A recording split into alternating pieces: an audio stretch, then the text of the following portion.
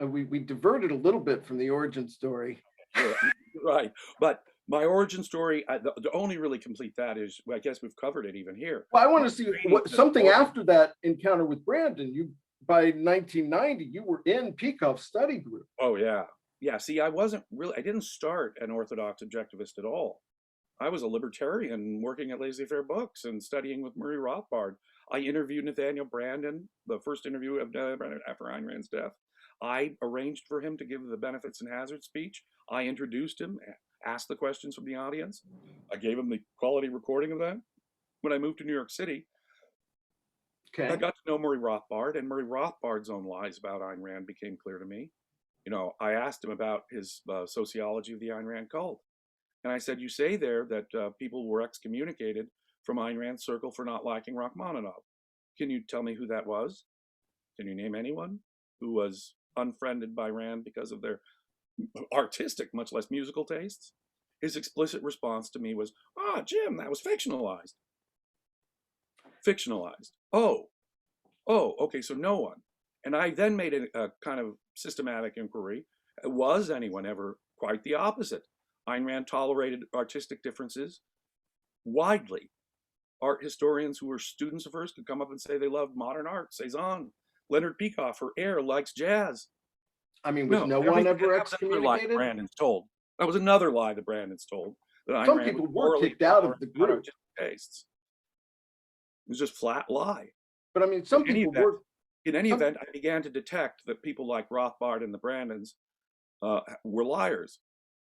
As I say, just the Brandon silence about the question about the affair suggested to me he had already lied.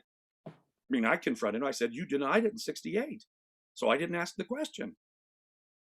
Branden was silent in the face of my confronting him with that lie. He had no answer. He had no fudging like you did. Well, so in the aftermath of that, how did you end up getting in? I took Understanding Objectivism live in New York City from Leonard Peikoff in 1983 when he first gave it. I think it was 83. And that answered most of my questions and the potential problems with objectivism. Understanding Objectivism was, Leonard Peikoff, since the mid-'70s, has been on a crusade to correct people's misimpressions about objectivism. And perhaps his most powerful statement along those lines is his course, Understanding Objectivism, which has been put into book form, by the way. I highly recommend both the course and the book. But he systematically took out the idea of rationalism and the religious approach to objectivism. Now, I will say, I think it's good that he does that. I think that it still plagues a lot of objectivists today, rationalism putting, basically principles without context. Right. The religious sensibility is hard to stamp out. People who even secular people who come into objectivism will import a religious approach to ideas as if dogma versus skepticism were the only states of human knowledge. And so obviously intellectuals too, just in general, have a tendency toward rationalism. Can I offer an example of where it happens? Oh, there's lots of them, sure. They say that both sides must always be equally bad. Well, and that's a principle without context. But I don't think that is a principle. Both sides aren't equally bad. I mean, Ayn Rand herself would say things like, if it's a rotten idea, it probably comes from the Democrats. If it's a god-awful idea, it almost certainly comes from the Republicans. Well, I'm just saying that even, it's a loaded term to say it may have been truer yesterday than it was today. The left actually... I think it is truer yesterday than it is today. Yeah, and that issue. And part of the reason is Nathaniel Branden and his approach to the movement early on. Part of the reason is, like I say, people have just imported their own religious psychoepistemology and treat objectivism the same way mentally. And part of the reason is they really miss the nuanced aspects of Ayn Rand. If she says, judge and prepare to be judged, they'll hear that, but they won't necessarily hear her say, oh, but you need contextual knowledge to even make the judgment, or distinguish errors of knowledge from breaches of morality, or all that other stuff. so they'll only hear part of it. They'll hear emotions aren't tools of cognition, but then she'll also say, but emotions are absolutely vital to our motivation, and it's all really, you can't ignore art is all about emotions and so forth. Art emotions have a survival function, and there are means of enjoying life. There are means of motivation, and so they'll miss that part. Ayn Rand saying pleasure is a psychological necessity. It's live in the present, that kind of stuff. And all they'll hear is Ayn Rand saying you've got to be rational and long term, and emotions aren't tools of cognition. So they turn into these rationalistic robots, hearing only one part of what Ayn Rand was saying, Yeah. importing their own religious sensibilities in as an assumption, in effect. And boy, did Branden only encourage that. Well, in terms of Branden, I think, and I want to get into Kelly as well, because with both, I think you say that you've read both of their works, and you've still even read some of Branden's early work on psychology and liked some of that. All of Branden's works. I read all of Barbara Branden's works, all of them. And so I think that's something else that makes you unique in objectivism, because in a lot of cases, I believe, even though you say there's no index of forbidden books, I think that there's a lot of people that, through their own sense of loyalty to either Rand or Leonard Peikoff, even, have decided, well, I'm not going to read those books, even intellectually, that don't even have anything to do. That would be wrong. First of all, there is value to be found, especially in Nathaniel Branden's books on psychology. I think less and less value as his books go on. I think when he redid his Principles of Objectivism course, there's some value in that. I think it's dramatically inferior to Opar and to Leonard's lecture course on it. Far less systematic, far less integrating of the material, far less philosophically rigorous. But nonetheless, that's a value. His earlier works, The Psychology of Self-Esteem, that was basically just stuff he'd written under Ayn Rand with her approval. So The Psychology of Self-Esteem, I think, is an important book in psychology. Now, as I say, part of the problem was when he came out with his breaking free stuff, and that sort of, he tried to take credit for the anti-rationalism in psychology himself. And the notes, Ayn Rand's notes, which she was counseling him, made it plain she had already diagnosed in him emotional repression, suppression of his real self. They, again, don't mention that. They just say, Ayn Rand made me repress my real self, without telling us that Ayn Rand was saying, don't do that. Stop doing that. Stop being inauthentic. She was constantly telling him he was a rationalist, repressing his own emotions. He's not being authentic. And he never gives Ayn Rand credit for basically giving him the breaking free ideology that he puts forth in his books in the 70s. And then later it gets much, much more subjectivist in my view. But this goes beyond objectivism, even with Michael Jackson, should you not like his music, or someone who was accused in the Me Too movement of horrible things. Bill Cosby's joke is still funny. The fact that he was a monstrous predator might affect the way I just look at him on stage now, even in a tape of the past. On the other hand, if I laughed at the joke then, it was funny.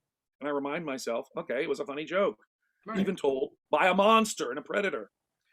So I can't go through life. If I evaluate Wagner based on the fact that he was Hitler's favorite composer, I'm in deep trouble, it seems to me, evaluating music. I cannot let that determine my judgment of Wagner. Now, I may not like Wagner's, sound effects for other reasons, but the judgment of his music surely is independent from who his fans were, like Adolf Hitler. Right. I just think if he was a nasty anti-Semite, by the way, Wagner. But what does that have to do with the quality of the music? Right, but that's part of cancel culture, and the rub on people at ARI, the dissenters, say that, well, it's because they had their own cancel culture that they've been slow to deal with the left's cancel culture. And well, they do have a cancel culture, and they don't mind private. No, that's what freedom's all about. People making value judgments. People saying, I don't want to deal with this guy. Sure. In the private sector, that is called freedom of association and using judgment about people. I I don't agree. think cancel culture can be defined as negative moral evaluations of people. Right. You're Right. Now, if you're I not a walk away waiting to get canceller, you but fired it's the or something, people that I'm saying it's the people that will say something like, don't read the Brandon's work on psychology or don't read Kelly's work on yeah, I would. cognition. Oh, well, see, there, I have to agree with you strongly. I definitely think that people should read Brandon's books, no matter how badly he treated Ayn Rand. Now, I regard Ayn Rand as the most important philosopher, maybe since Aristotle, but even someone who badly treated Ayn Rand might have insight. So read the Brandons. David Kelly, Right. for sure. And Absolutely. and I that's just like Leonard Peikoff, I agree with Leonard Peikoff in his fact and value. I think David Kelly gets an important point about Ayn Rand's theory of values wrong, wrong, and that needed calling out, and that's really what caused Peikoff to break with Kelly, as a philosophical difference. I was there in the room, in Leonard Peikoff's living room, when he interrupted the discussion of his of Opar. It hadn't yet been published, but he wanted feedback. He invited a group of us to his home on Saturday nights, at least once a month, to talk about it. And he interrupted our discussion of Opar so he could read Fact and Value and explain, his differences with Kelly. On the other hand, that doesn't change my appreciation for the evidence of the senses, the theory of abstraction. Um, Now, I may have questions about, and I do have questions about all his stuff on Ayn Rand's legacy. He apparently is on Barbara Branden's side, and he embraced the Brandons at his own organization, but what inviting is them. it to embrace? Well, he invited them to speak, for one thing, and then, of course, larded them with all kinds of praise for appearing at the Atlas meetings. Um, so, Nathaniel Branden's own cousin, Alan Blumenthal, quit Kelly's organization precisely because they invited Nathaniel Branden. Alan Blumenthal knew Nathaniel Branden to be a liar and would have nothing to do with him. His own first cousin, who was a psychiatrist. No, I heard an objectivist say that Brandon was an important conduit for promoting Rand's ideas and that objectivists should seek to emulate such conduits like him for getting her ideas out there into the real world. Oh, yes. I mean, think of it. His tape, when he began the Nathaniel Branden Institute, and here's where I really give him some credit, too. He had approached some professionals in the field of education and popular tapes and stuff, and he said, well, do you think I can rent these lectures on philosophy? And they said, you mean you're going to ask people to pay money to sit around a tape recording machine in a room and listen to a lecture on philosophy? They said, this is not a good business model. You are not going to succeed. And yet he did. It grew and it grew and it grew and it grew. He was making a nice profit from it. And in 80 different at any given time, by the time he was done, in 80 different cities in North America, you could hear different lecture courses for philosophy from Leonard Peikoff, economics from Alan Greenspan, psychology from Nathaniel Branden. The Nathaniel Branden Institute was coming out with all kinds of great material explaining Ayn Rand's philosophy, because Ayn Rand was there to edit and approve it too. So it was almost all of it just right on the target. And he succeeded enormously in creating Atlas Shrugged, the Fountainhead had already created a popular, I mean, that's what created this whole first generation of students like Branden and Peikoff and Greenspan. She called them the class of 43. Atlas Shrugged had done the same. She was being inundated with philosophical questions in the wake of it. And it was those questions that inspired Branden to give his first course on the principles of objectivism, which led to the Nathaniel Branden Institute. And the idea of lecture series has continued in the objectivist movement. In the 70s, Leonard Peikoff continued to give lecture series. In the 1980s, there was the Jefferson School, George Reisman and Edith Packer had founded. And what a wonderful moment in history that was, too. Well, that was another I attended schism. all those conferences, and they were just electric. Before the Kelly break, I mean, before Gotthelf's death, he'd get high-powered lectures from Ed Locke, Alan Godhealth, Harry Binswanger, David Kelly, George Walsh, economics, George Reisman, psychology, Edith Packer. Really good stuff. Yeah, but Reisman and Packer had a schism too. Oh, and a agonizing one for Leonard. He had two different sets of people who were basically working for him at the Institute. He didn't have personal knowledge as to the facts of their dispute. They come to him accusing each side is accusing the other of being a liar. These guys lied. No, these guys lied. And poor Leonard, good friends of his, old friends of his, important friends of his, but they're both in effect working for him at the Ayn Rand Institute. So he has to make a decision. He has to make a decision. I'm not going to work with those guys. Well, I'm never going to work with those guys. You have to choose, Leonard, between us. That was the agonizing position that Leonard Peikoff was in. He had to engage in his own independent investigation. He had to question both sides. He had to evaluate who was being evasive, who was telling lies. And I don't know all the facts behind it. I do know that Leonard had an agonizing decision, but had to make a decision. And that's the way he describes it with the Reisman break. So, did he have to choose one or the other? Couldn't he have just gotten rid of both? well, I suppose he could have gotten rid of both, but that's it. You'd be betraying. See, if someone says X and the other guy says non-X, flat, and I'm certain of it, no, I'm certain of it, then you'd be betraying the victim. Somebody is a victim here. Maybe both are. But at least one party is a victim, and you'd be betraying the innocent party by not doing an investigation and by not making a choice. Well, that's true. I agree with that. Do you think he made the right choice? I will come back to this. I do not know all the facts. I do know that he engaged in an extensive investigation of those facts, several of which I do not know. I do have known Leonard Peikoff for now a number of years, and he is among the most honest human beings I have ever known. I know his character. Leonard is a ruthlessly honest person, even to, you might think it's to his own detriment. He's ruthlessly self-critical. He is ruthlessly honest. And I have never met a man who self-consciously exhibits the virtues of honesty, integrity, like Leonard Peikoff does. I've known many of these people personally, and frankly, it's the character I know Leonard Peikoff to have that allows me to trust his evaluation. It's not my evaluation, and so I made the distinction. I continue to have relationships with people on both sides of certain schisms, not because I'm morally agnostic, but because I don't have the information and I don't need to decide. Well, you could investigate, I guess, but I actually think it's a good thing that you're kind of a bridge builder and independent. Even, I saw, I guess Carl Barney has a picture of you from dinner with them about a year ago, right before the. Well, I was very flattered. Carl invited me to a party at his wonderful home in Laguna. I mean, he's got this magnificent home with all this amazing art on the wall. I mean, whole walls taken up with a single painting, and just a whole wall that faces the Pacific Ocean that's solid glass that rolls away.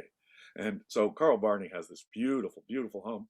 I was invited to a party at his house, and I just thought I was just going to be one of the guests at a party. And turned out I was the guest of honor. So he sits me at the head of the table, and everyone asks me questions about both of my books and my whole life, my relationship with Leonard and so forth. And I was flattered beyond belief. And then he posts it on the internet. I was flattered beyond belief. We were going to have more such social gatherings at his home, but COVID came up, and literally large gatherings in homes were made in effect illegal in California. That's where we are. Here we are. Again, in terms of the Barney Biddle versus Don Watkins ARI dispute, again, I'm not being a moral agnostic here. I have friends on both sides of that dispute, but I have no particular need to make a decision, and I certainly don't have access to the information that would allow me to decide between the flatly contradictory statements of Mr. Watkins and Mr. Biddle. So again, if I had the information or if I had the necessity to make a choice, I would have to do an investigation. The willingness of the parties to cooperate with that investigation would be a factor. But since I can't and since I don't, I maintain my friendships with both sides. Where are you intellectually on the idea of Biddle doing the interview with Prager? I think there's nothing wrong with reaching out to Prager and even doing something with Prager. I do appreciate the criticism a little bit that you take it on a little more. You announce more clearly the radical difference that we would have with a Prager. And that would be my only, but that was my criticism of Biddle was only a quibble about form, maybe not a quibble, maybe more than that, but a difference about form as opposed to interacting as such. There were some people that said we should have no contact with PragerU at all because of their religious and conservative orientation. I disagree with that. I think reaching out to both conservatives and leftists, objectivists have done debates with leftists about socialism. I think it made more sense in the Cold War, I think, to keep doing these debates with socialists. I'd like to see someone in objectivism debate someone hardcore Democrat like Neera Tanden, who's, calling him a bigot or using, no, absolutely. I think that debates and engagement are a wonderful way of getting ourselves out there, and the difference that objectivism, the different alternative that objectivism offers out there. Absolutely. And then when you talked about engaging those types of people, even with, Kelly, talking to those libertarians that he should have, said about anarchism, or Barbara Branden that he's different. You kind of cut off your answer in the interview, I heard. Can you help break down what is it to embrace or sanction versus just like your own? In our first episode he said, if you think Jordan Peterson's great, you can't be an objectivist. And then he's like, but you can like him. So it becomes... I agree. If you totally accept Jordan Peterson's whole philosophy, that is inconsistent with objectivism. Yeah. On the other hand, Jordan Peterson, I think, offers tremendous value in various specific areas. Yes. Well, you think that of Branden too. So you say life is about suffering and how we deal with suffering, then you are fundamentally disagreeing with a basic about objectivism. He could never imagine Jordan Peterson. I said in a recent podcast, imagine Jordan Peterson writing a novel.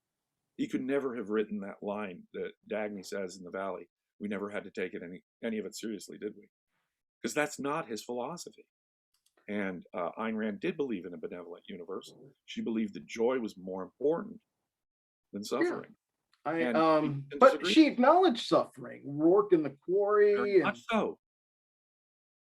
She very much acknowledged suffering, but she also said it wasn't the most important thing in life. Joy is more important. But in terms of, I know Yaron is angry because Jordan Peterson has been able to convert atheists back to religion. That's where he really sees. He calls himself a Christian. Right. I know it's mostly an allegorical Christian. He finds allegorical truth in the story of Jesus, well, just as he finds allegorical truth in Greek mythology. But allegory is not the best cognitive method. It's a lovely method for beginning to understand a difference or initiating a comparison, but we can't be thinking by allegory. Our thinking has to be done with reason. Allegory is dangerous kind of thinking, and he is a master of allegorical thinking. And he rescues religion by means of allegory. Again, Ayn Rand would never do such a thing. Yeah, I agree. But I just, the effect is, I had someone who went to a 93 Ocon. She'd already read Barbara's books. And then someone there had said, there are certain biographies we don't think you should read, or words to that effect.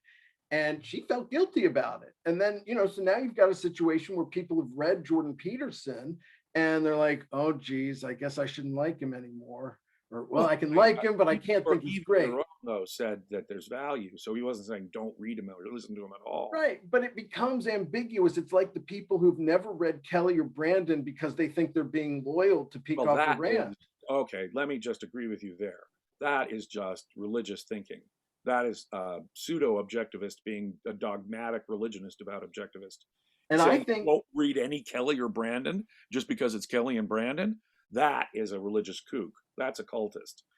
But if objectivism made that, if ARI, I should say, made that distinction clearer, I think it would thwart a lot of the people, who use the intolerant claim, or that they're trying to squelch people. So some people will cite the fact that ARI no longer will carry Kelly's books or no longer carry someone's books, and that's different. To sell someone's books is to sanction the person, and they'll often say, "Hey, look at the way the endorsements for the books by Branden and Kelly went away." Well, okay, and look at how they no longer sell George Reisman's book. Well, okay, that's different in my view than saying don't ever read them. Well, right, but I'm just saying it's nobody really gets your attitude is unique, but I don't think it's publicized enough to counter the sense of some people back from the 90s, when there was more of that attitude where they were like, don't read these books. And the degree of that attitude, I think, has been diminishing and diminishing and diminishing over. I mean, it began, there were people back in the day who dyed their hair red and wore capes, and smoked cigarettes out of cigarette holders like Ayn Rand. Now, that's, obviously the crudest kind of cult religious mentality, treating Ayn Rand. Anime. And so since we've come off, we're talking about extremes like people who dyed their hair orange to look like Howard Rourke.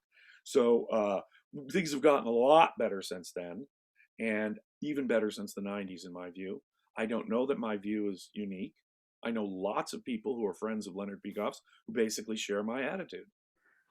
Well, in seeing that stuff, I actually found the Kelly post where you had an open letter to him, and one of the things you had told that he and I guess Hicks that their associates had morally judged you for having a different position on the matter than they did. They were not shy about their moral condemnation. You know how judgmental those ARI people are, and Leonard and Ayn were morally judgmental. They had no problem morally judging me as rotten, mean, evil, dishonest.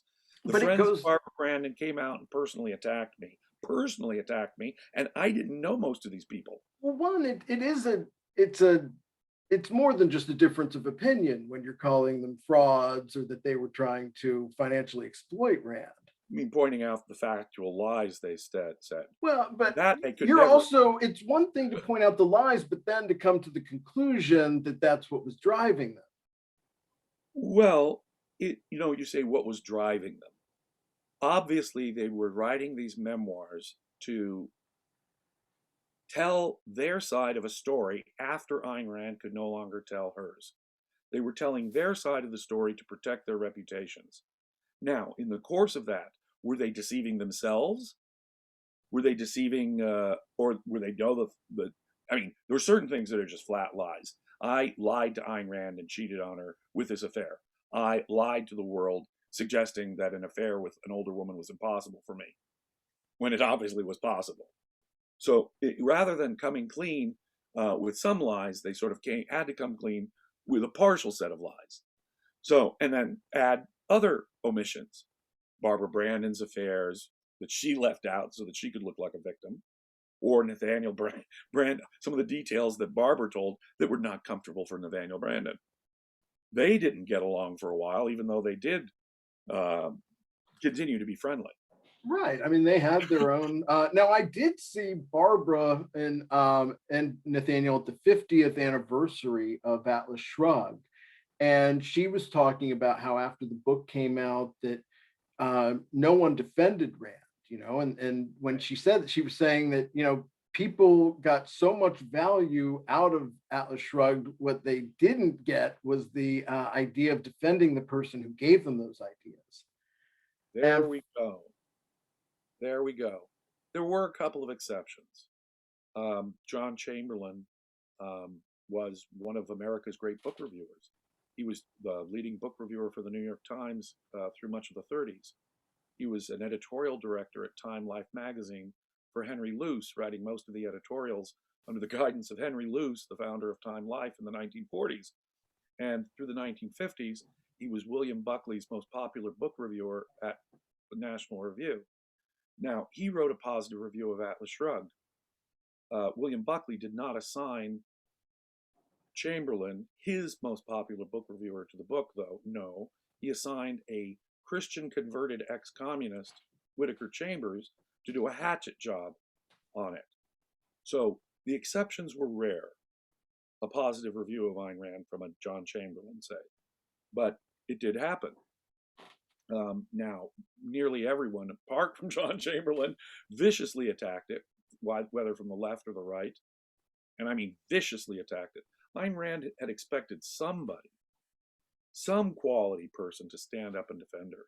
Right. And not just one of her students, someone in the culture at large. Absolutely. I mean, that's how I feel about cancel culture. You know, one of my views is that fascism is actually a reaction to unchecked socialism, that nobody's defending normal people. And that's why people end up looking for a strongman. Yeah, fascism is a socialist kind of response to a different kind of socialism. It's an right. intra-socialist argument. Right. In fact, Mussolini was a socialist. Yeah, Nazism is national socialism. Mm-hmm. Mussolini is the one who, took over the Italian economy and, quote, got the trains to run on time, built all those train tracks. Yeah. Yeah. Even Chiang Kai-shek was in league with the communists early on. Yeah. Yeah. So, but and so in that sense, that's why, I mean, I don't think even if I have a critique of ARI, I don't even necessarily think they're defending her when they start to say things even generally like, America was founded in sin. The ARI doesn't say America was founded in sin, do they? I heard one guy say that. Ayn Rand regarded America as the noblest nation in human history. I heard someone say that on a show. Really, Ayn Rand, of course, acknowledged that America started with contradictions. It took a civil war to get rid of slavery, which was a big, fat contradiction to everything that the Declaration stood for. So Ayn Rand admitted that there were problems. The Constitution wasn't perfect, and she wished that there was a more solid ethical grounding for the ideas of the Declaration and the Bill of Rights. But that's a different matter. What the Declaration and Bill of Rights did do, though, was create the noblest nation that human history had yet seen. Well, and that's why I had this whole history thing before we went off on Branden I was going to do. But just we may have to do another one of these, I guess. I know. I think so. But basically, hey, Scott, I want to ask something about James. You mentioned how Rand didn't get much support after she published Atlas Shrugged. I actually think that may have been the beginning of her dislike for the conservatives, because before that, she kind of sided with the conservatives and hung out with them a lot, but then they didn't really defend her book. And I think she was upset about that. And after that, she kind of grew away from the movement. Do you think that's correct? I think that's a very complex question. Ayn Rand did not vote for Eisenhower either time. So even before the publication of Atlas Shrugged, she was opposed to, say, the Eisenhowers and the Deweys, who she couldn't bring herself to vote for. The Republican that she voted for the only Republican she voted for before Atlas Shrugged, or the last Republican she voted for, was Wendell Willkie in 1940. Now, because FDR was running for an unprecedented third term, and because Wendell Willkie, a former Democrat, was kind of, saying things that appealed to Ayn Rand, she actually she volunteered for the Wendell Willkie campaign in 1940, and very much was active as a speaker in New York and elsewhere on behalf of the Wilkie campaign. At that point, she made a lot of contacts in the conservative world and made friends with other Wilkieites, for example, and that expanded her contacts in the conservative world. In the 1940s, in the wake of the Fountainhead, she became, in effect, an informal advisor to the first free market think tank in American history, the Foundation for Economic Education, which was founded by a friend of hers, Leonard Reed, who'd been the director of the Chamber of Commerce of Los Angeles and a business executive. And she sort of was a ghostwriter and advisor for the Foundation for Economic Education when it first got started, and very much tried to direct it into what can only be described as a classical, liberal, and secular direction. One of the big differences between, say, the publication of the Foundation for Economic Education, the Freeman magazine, reviving an abolitionist magazine from back in the 1800s, the title, they revived the Freeman magazine. And it was edited by John Chamberlain and Henry Hazlitt. And it was a major predecessor to National Review. It published many of the contributing editors that would later be published in National Review. But they took an explicitly secular stance on religion in contrast to National Review. Ayn Rand was comfortable with the Freeman. I don't think she was ever comfortable with National Review. Before the publication of Atlas Shrugged, she met William Buckley.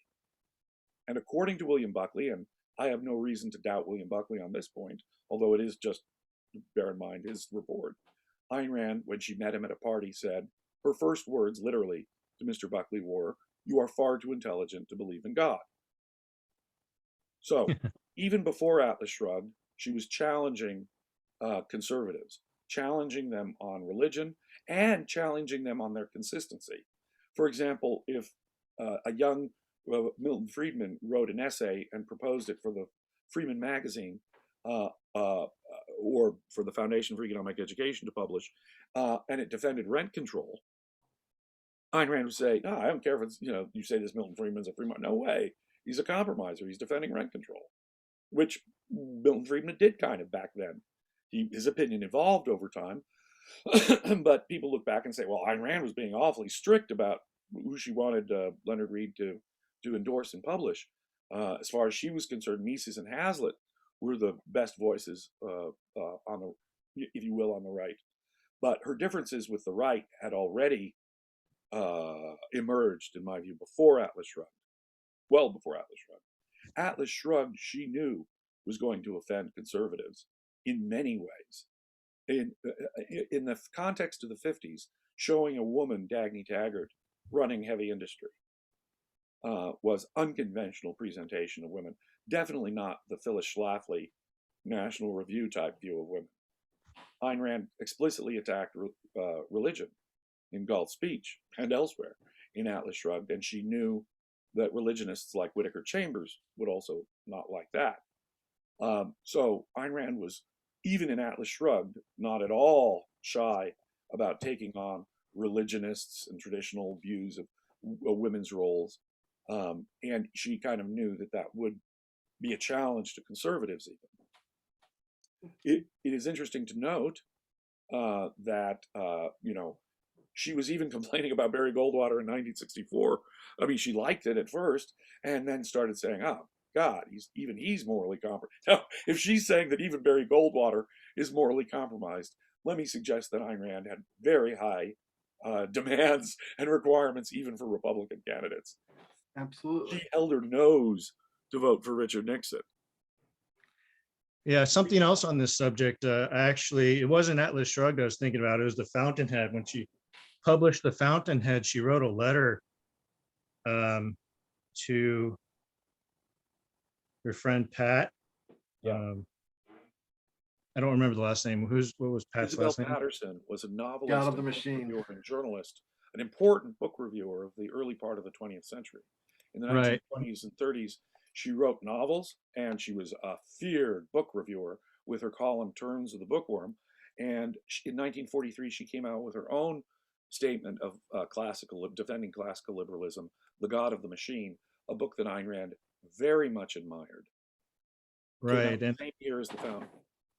Yeah, and I found this letter in Letters of Ayn Rand from August 28th, 1945, where she's complaining about the response to the book. She says um, that when it looked bad, as if the book had been most efficiently murdered, and none of our goddamn conservatives would lift a finger about it. So I thought she felt a little bit of resentment In towards the 1945, she was talking about the goddamn conservatives. right. She felt resentment towards them because they wouldn't help her with her book. Her resentment goes back further. She believed that the Republicans had basically caved in to FDR on the New Deal. And she believed that it was only brave men like H.L. Mencken and Henry Hazlitt who were properly attacking FDR. The attack on FDR was muted, weak, pusillanimous. Most of the Republicans went along with Social Security. Most of the Republicans went along with some of that stuff. And Ayn Rand was already feeling like conservatives weren't doing the job properly. And she really, and truth be told, the only real strident critics of FDR in the 30s itself were men like H.L. Mencken and Henry Hazlitt. And those were the guys that she admired. And they too were critics of traditional conservatives. So it goes way back with Ayn Rand, her dislike of mealy-mouthed conservatives. She actually refers to it as bitterness. She calls herself bitter. Yeah. So Well, you can be bitter. I think she was more easily feeling bitter about poor Pat's, the fate of Pat's book. Albert J. Nock praised those ladies' books to the skies. John Chamberlain said he was a former socialist, and John Chamberlain, who worked for Henry Luce and Time Magazine, or the New York Times, excuse me, and Time Magazine, he said that it was no economist, but it was those three ladies, Ayn Rand, Isabel Patterson, and Rose Wilder Lane, that converted him to classical liberalism. So men like Albert J. Nock and John Chamberlain were praising the work of these three ladies who were considered the mothers of the broad libertarian movement in the 20th century, if you will. But most of conservatives and most of conservatism was ignored her, denounced her, thought she was an iconoclastic curmudgeon and a crank. Pat was a bit of a curmudgeon and definitely had strong opinions. She refused, for example, to ever sign up for Social Security. She was so opposed to FDR. But that's how far, let me put it this way, if you're going to call it that far right, that's how far right Ayn Rand and her friends were. She was over with Mises and Hazlitt and Mencken and Isabel Patterson, who even at the time would have been regarded as far right thinkers. I have to. Yeah, so that brings me to like a bigger question regarding spreading objectivism. Do you think it was a mistake for Rand to abandon the concept of conservatism in her obituary essay, or do you think that she should have stuck with it and tried to become a faction within conservatism? No, I think she was correct in breaking with conservatism altogether. She wasn't a conservative. I think conservatism is just a bad label for Ayn Rand, period. A bad label for Ayn Rand at any phase of her life. She was not a conservative, as she pointed out clearly over and over and over. If the term liberal hadn't been hijacked by the American left, the most exact term for her perhaps would be liberal. She called herself more than that, a radical for capitalism. And she said that individual rights is the way we define capitalism. So she never, ever, she envied, as she said over and over, she envied the left for their intellectualism at one point. Now, by the 1960s, she no longer envied them because she thought that they had gotten so bad and low in their intellectual quality. But the one thing she could not stand about the right is that they were anti-intellectual in effect. She did try to help create and embrace a pro-capitalist intellectual movement in the 1940s and 50s.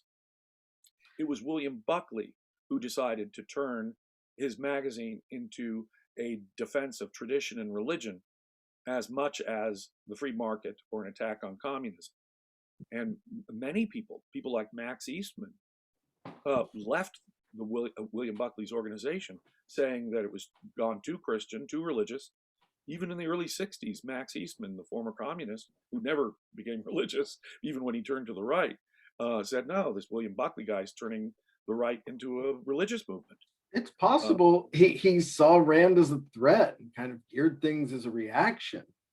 Oh, he knew who was popular with the young, that's for sure, because he kept up his attack on Ayn Rand throughout the 1960s. His obituary for Ayn Rand was just disgusting. And he published all kinds of works still attacking Ayn Rand in National Review in the 60s. M. Stanton Evans, Yeah, The Cult of Ayn Rand, or whatever it was called, on the cover of National Review. No, he I think systematically went after her. conservatism and obituary was, you probably won't agree with this. I think it was partial payback for Buckley, and almost as like a bit spiteful, or not spiteful, but the good spider reacting, strong sense of injustice. I think what's ironic here is that Ayn Rand really never was a conservative. I mean, she never was after defining or defending religion, tradition, loyalty to family above all, that kind of blind patriotism. None of those things apply to her. Now, what's interesting is that she had an impact on the right, on conservatives, a dramatic one. Ronald Reagan, in personal correspondence in the 1960s, said, I am an admirer of Ayn Rand. Sure, even if she didn't appreciate him. Well, in the 60s, she did. You'll recall in Capitalism, the Unknown Ideal, published in the 1960s, she mentions Ronald Reagan, and she says, I know it's provisional judgment.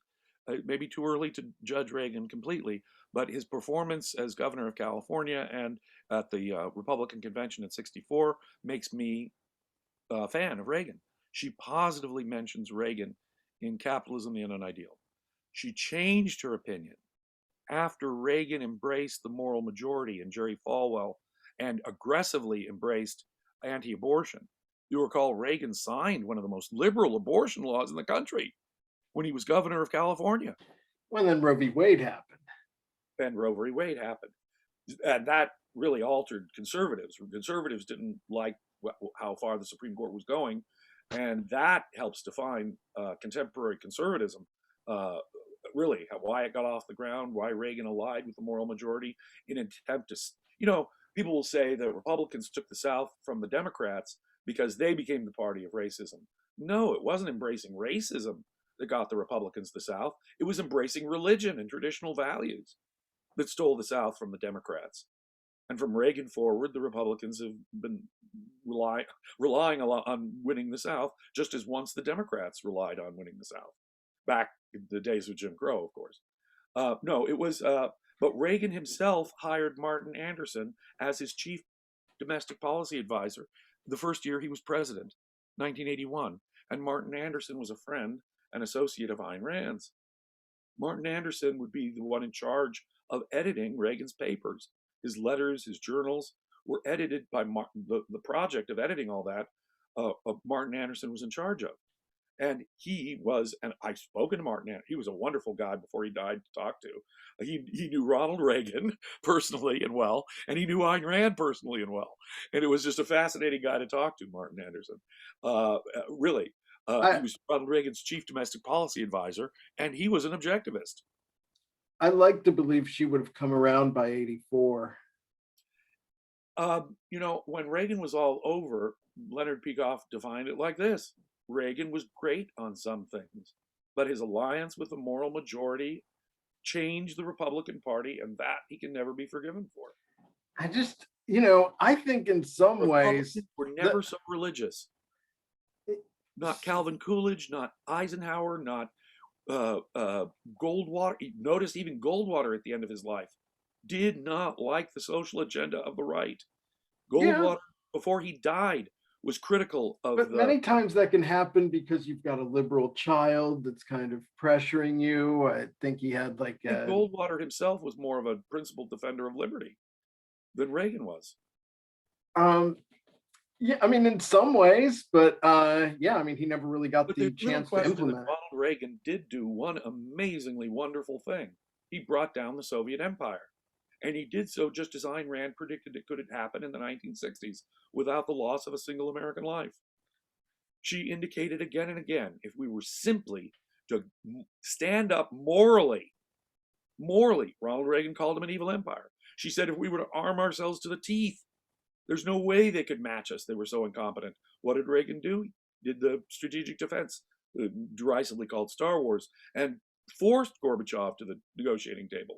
So just as Ayn Rand had predicted, that if we were simply to arm ourselves as we could and take a moral stance, a clear moral stance, they would collapse of their own because internally they are incompetent. Well, Yeah. guess what? That's exactly what happened. And I think that Reagan had the same basic insight that Ayn Rand did on the subject, that all it would take would be a little moral backbone and a little defense spending, and these people would collapse, would fold like a bad deck of cards. So, and they did. And so I, Reagan forever gets credit in my mind for helping, being the principal cause, along with Margaret Thatcher, for the end of the Soviet Empire. And I, hooray for Reagan for that. I But do. there's no question that what he did to the Republican Party was not a positive move. It is the I'm not social sure I agenda agree. that continues to alienate the Republicans from young people. And it will continue to alienate them from young people. Yes, it will appeal to a lot of working class populist mentalities, but it will also be a long-term problem. And what would be the answer to getting young people again? Ayn Rand had the answer. Conservatism, the stale old ideas of what she called the God family tradition swamp, are not going to inspire young people or idealists or intellectuals, the very people that we need to change our culture if we're going to turn things around. Notice that the government gets bigger and bigger even after every Republican administration. It's that overall secular direction that has to be arrested. And it's Right. Republican Me Tooing that is as much to blame, maybe more to blame, than the socialism of the left. It's the compromises with Social Security, Medicare, the welfare state that the Republicans make that sort of give up the moral case. I'm not sure that's what's going on so much as we're in a situation where Christianity is declining in influence overall. Not its ethics. I Nancy disagree. Pelosi, I think, of course, Republicans I mean, fighting over the altruism moral still, background of who owns Christianity. they're just, as they get scared, they're going to revert to their traditional backgrounds. It's possible that there could be a new revival as people get scared of the left. But I just think that in some ways there was a misreading of the tea leaves, because 1980 was kind of the high point for what's called the Fourth Great Awakening. And I believe that organized religion, traditional religious identifications have been declining precipitously. I am not so sure that mysticism has been declining precipitously. I agree, but I don't blame Christianity for left-wing mysticism. Yes, look at environmentalism. That's a religion. I agree, but look at their intersectional Marxism. I agree, but that is something that the Christians are fighting too, or at least in many cases. Right, and it's their defense that's sometimes the worst thing. It caves on altruism. It caves on mysticism. That may be true. Where the battle is to be fought. That's where we should be engaging them and trying to actually take over the party. William Buckley said it so eloquently about why conservatives hate Ayn Rand. Ayn Rand was under the misimpression, he said, that the Sermon on the Mount wasn't the last word in ethics. Now, if you can tell me that you can get conservatives to believe something else and to reject the ethics of the Sermon on the Mount, then I would agree with you. I believe more than the ethics. They'll get to the point where they can actually get to the principles that will defend the free market. Until and unless they do, they will continue to compromise with the welfare state. Christianity has altruism, and indeed, if you were to impose the ethics of Christianity on politics, it would be socialism.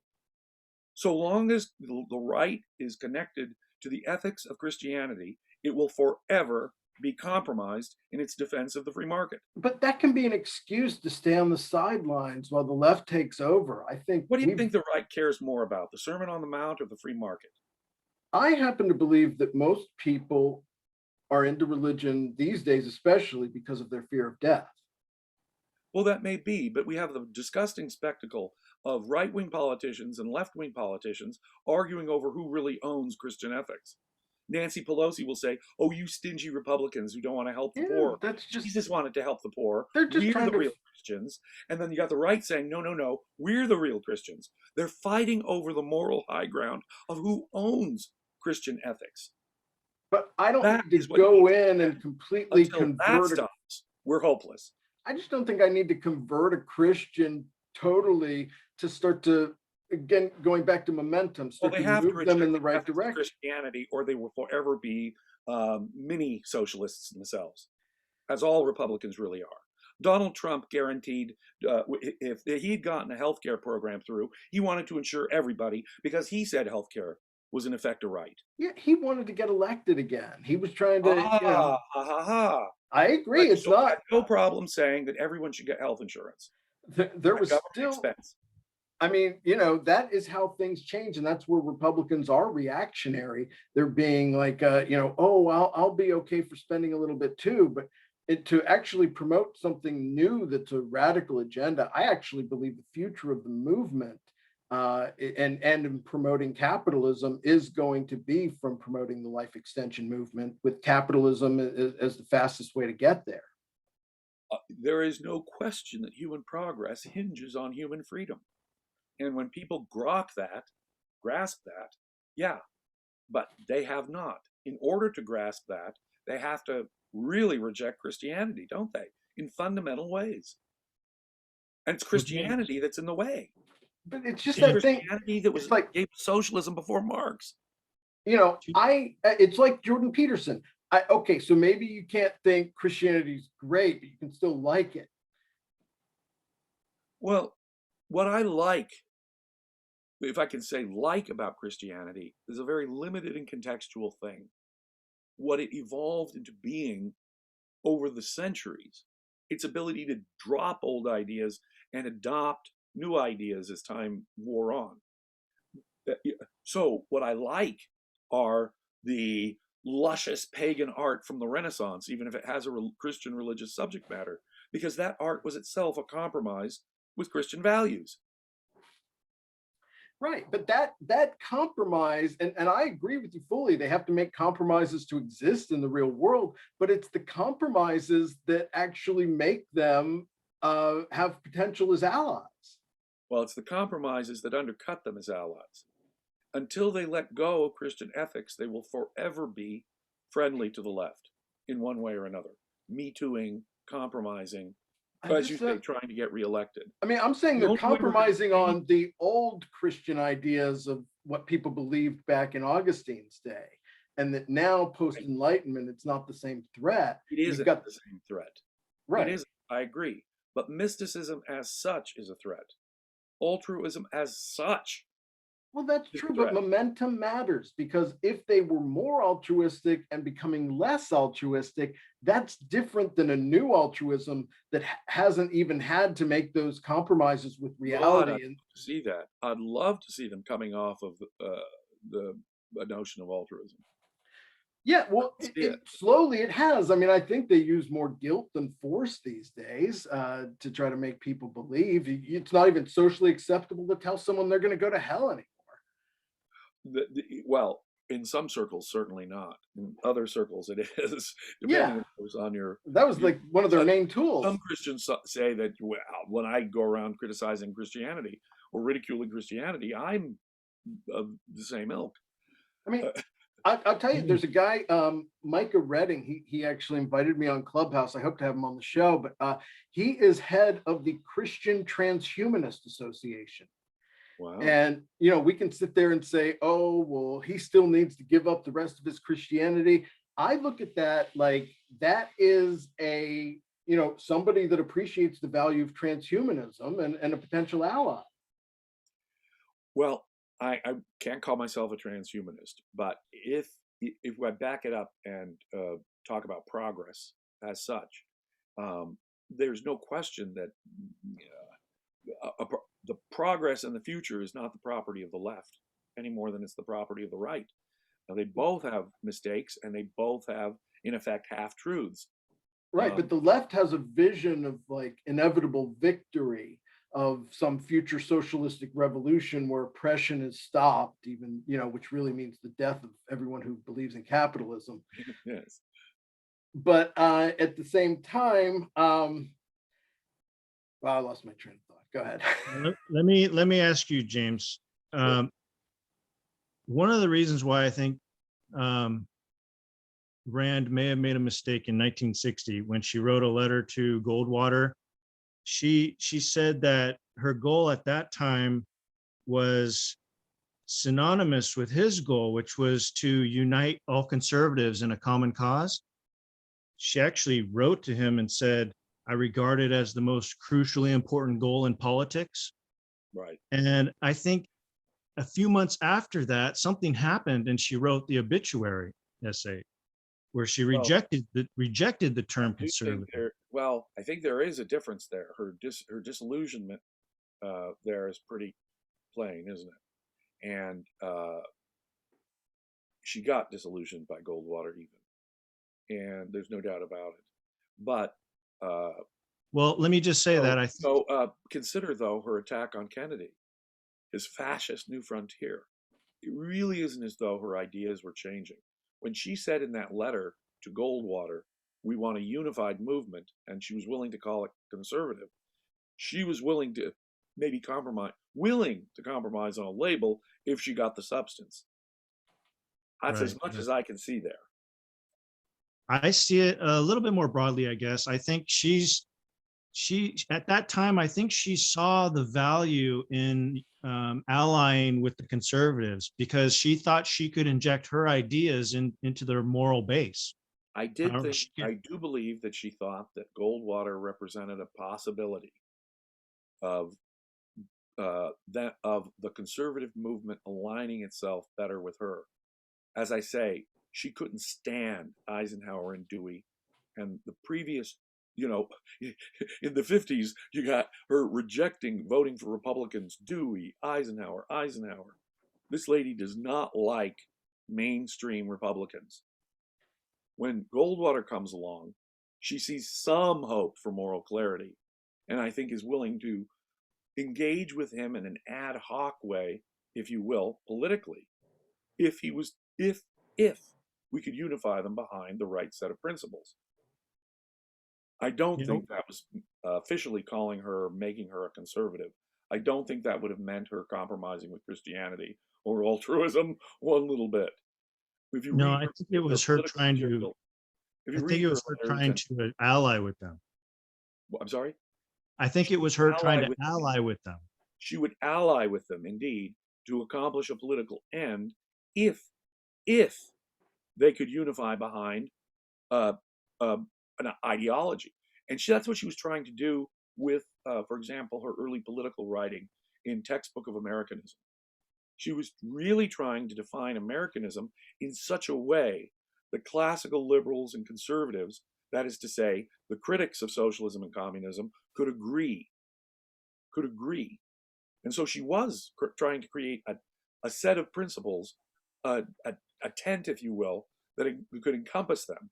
And that if they could agree on these things, but still have differences on, say, religion and tradition, then she would go for it. So my thinking is that we're still stuck with the term conservative. We still have conservative versus liberal, right versus left. Did we make a mistake, or did Rand make a mistake in abandoning that course of action and trying to ally with the conservatives? Now, I'm going to go back to my position before. I think that Republicans are at least as responsible as Democrats for the vast and growing state that we have. It was their compromise, their moral compromises on Social Security, Medicare, environmentalism that gave us the world we're living in. That's saying, their problem is they're trying to play catch up. And I agree that it's not good, but I mean, certainly, even if buying time is a bad strategy long term, there is value in trying to support these people with the condition that they're going to, try to move the ball in our direction and try to at least put in somewhat more free market policies. I'll go with you this far. In this context, now that we have it, I wouldn't insist, for example, that my Republican candidate come out and demand the abolition of Social Security in his first year of office. No, that's absurd at this point. But on the other hand, what I want is a principled statement of freedom and rights, a principled understanding of the free market. And let's face it, Donald Trump did not possess that. Every time he opened his mouth on tariffs and free trade, he was uttering economic fallacy after economic fallacy. Not as bad as the left, and at least he was standing up against them. If he stands up to the left, but is saying things that absolutely undermine and contradict the defense of the free market, I'm not sure what value there is in that. It's counter value. I mean, ultimately, that's where we are, and that's why everyone says, "Oh, we got to work on the culture first." But we still have. I think it was Rumsfeld who said, "You got to go to war with the army you have." And this is true. We have to go to war with the army we have, but we have to make sure that the army we have is fighting on our side. That's true. I think fundamentally that applied to Trump, and I think. We had conversations this summer where I was saying that my concerns about Biden were ultimately that we'd be sanctioning woke mobs. Right. Well, that's why I couldn't vote for Biden. Right. And after the violence that they sanctioned, after their totalitarian approach to COVID was made clear, there was absolutely no way I was going to vote for Biden. Sure. I think it boils down to the question of who's worse, the religious conservatives or the left. But like Ayn Rand, when things are bad enough on both sides, I just don't vote. What do you think of Andrew Bernstein's position? I agree with the substance of much of what he says. I do not think, look, there were election shenanigans. There were more election shenanigans than normal. Now, there are always election shenanigans in places like Chicago, Detroit, Philadelphia. Those Democrat-run cities have long been guilty. I mean, how many times have officials in Philadelphia been sent to prison for election fraud? So, yeah, in a place like Vegas. Oh, yeah. So, yes, there's always election shenanigans. There were more election shenanigans last time. Now, were there enough election shenanigans to make a difference to the outcome? No, I don't think that's been proved. Right, it hasn't been proved, but that doesn't mean it shouldn't be investigated. It should be investigated, but one doesn't go on like Trump does. Trump did something wrong. The moment the Electoral College met, he should have said, President-elect Biden. Full stop. Yeah, I mean, both parties, in my mind, have recently undermined one of America's most important political traditions, the peaceful transition of power. Obama did it when he had spies, in effect, spying on the Trump campaign, and then the Trump administration. That was a violation of that principle, in my view. But Trump himself violated that principle. But there's the state certified the electors. That's that. There's different standards. The Constitution does not say the elections. The Constitution doesn't even require popular elections. It says the state legislature shall determine the means and certify the choice of the electors. Now it happens that progressive changes caused us to have popular elections in all of the states. But once the state legislatures had signed off on the elections in their states, the federal Constitution was satisfied. And I don't care how corrupt the elections are in the states at that point, frankly. Even if I were, and I don't, and even if I do believe it made a difference to the outcome, the minute the state certified their electors, the Constitution has been satisfied. Electors have been constitutionally chosen. The minute they voted in their various state capitals, it was over. That's that. I mean, that's fine in terms of there not being any challenges, but I generally bristle at, when all these lefties, it reminds me of Atlas Shrugged when they would all try to get Dagny to agree to something on the radio at the last minute. And they're like, all right, you got to agree that, this January 6th was the worst thing in history. I wouldn't, you're right. The social pressure was not what was creating my opinion on the subject. If it were, I would have called what happened on January 6th and 7th an insurrection. It was an act of insurrection, but a pretty modest one. The only person who died was killed by a cop when she was shot in the back. So compare that to what was going on in Seattle, in Portland, Minneapolis. Well, that's part New of what York, Los happened. Angeles. You say, it's like you say the Republicans act like the Democrats, but at a certain point, it's like they set a new standard when and the transition of power when they're like, oh, we're just going to call you a Russian spy and see how that plays out. And we'll have the intelligence agencies in on it too. I mean, that's a bigger deal to me than what Trump did with not calling him president-elect soon enough. I agree that both are horrific, and I would probably agree that it's more insidious to do the spying. But there was something about what Trump did publicly that was disturbing that Obama hadn't done publicly. And that was to resist acknowledging the legitimacy of his successor and at least the constitutionality of the successor and maintaining that important. I think there's still a question whether it's legitimate because of the mass mailing issue, mass mail ballots. I think that's a travesty. I think it destroys the authenticity of your ballot, and it makes fraud potentially widespread. Thank goodness that many states changed the laws. Places like Georgia and Wisconsin and Pennsylvania, even Michigan. With Arizona. Some getting backlashes for it. And that's why the Democrats in Congress want to have a federal law, which may be unconstitutional, by the way, because the states are given basically the power to run their own elections. We don't have a federal election. We have 50 state elections, according to our Constitution. And so it may be unconstitutional, but nonetheless, the Democrats are hell-bent on making sure that more shenanigans happen. If a person chooses not to vote, like Ayn Rand choosing not to vote for president, she voted for the down ballot. She didn't not vote altogether, nor do I. But a choice not to vote is a choice. Yeah, it is a vote. Mm-hmm. And the decreasing voter turnout that can be observed sometimes is itself an important factor for politicians to account for, and it decreases the mandate and legitimacy of the person who gets elected.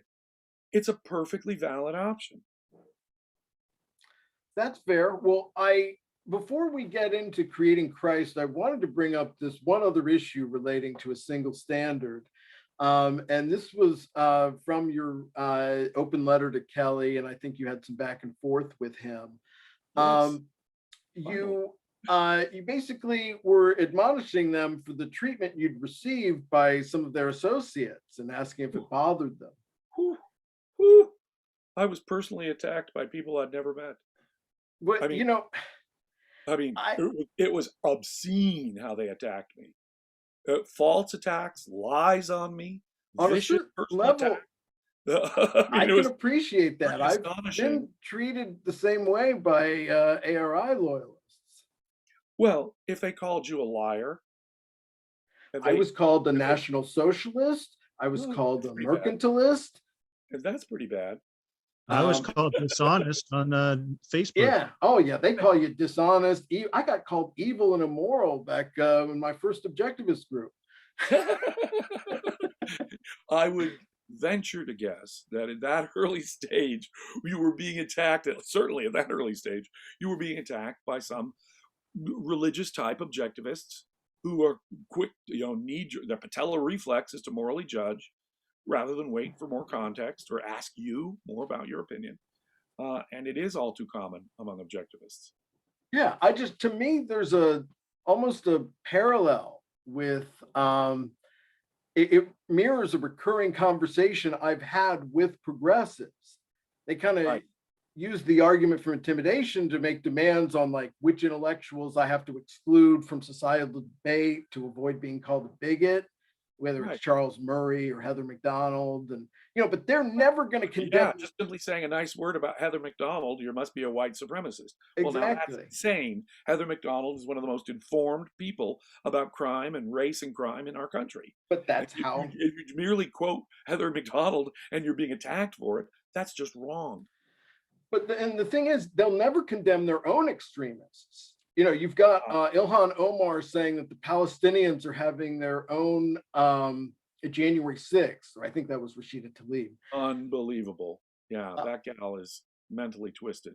Yeah. Obviously, Israel has a right to wipe Hamas off the map at this point. Right. But it just, to me, it goes back to that idea that, like, once we've gotten to a certain point of things breaking down where we're calling each other dishonest, or, if the left accuses us, and even ARI accuses the Atlas Society of the worst things imaginable, whether it's frauds and subjectivists, I the left calling us some of those judgments. Well, I understand, but then you can't really say what is the purpose of like having the civility? It's to say that you haven't been treated fairly by some, I haven't been treated fairly by some. Are we going to police our own as part of some sort of? I think that it's important to be civil, but I also think it's important to only engage with those with whom we can be civil.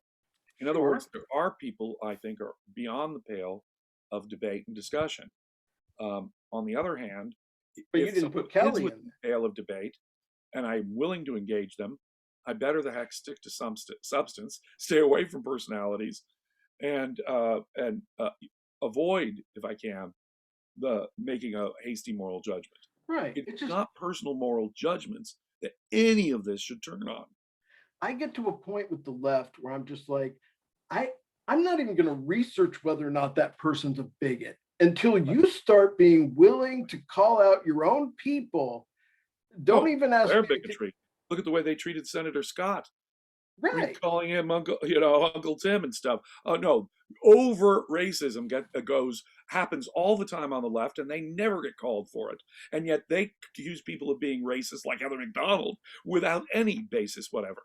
No, obviously, I presume when a leftist accuses you of being a racist or a white supremacist, they are probably way out of bounds.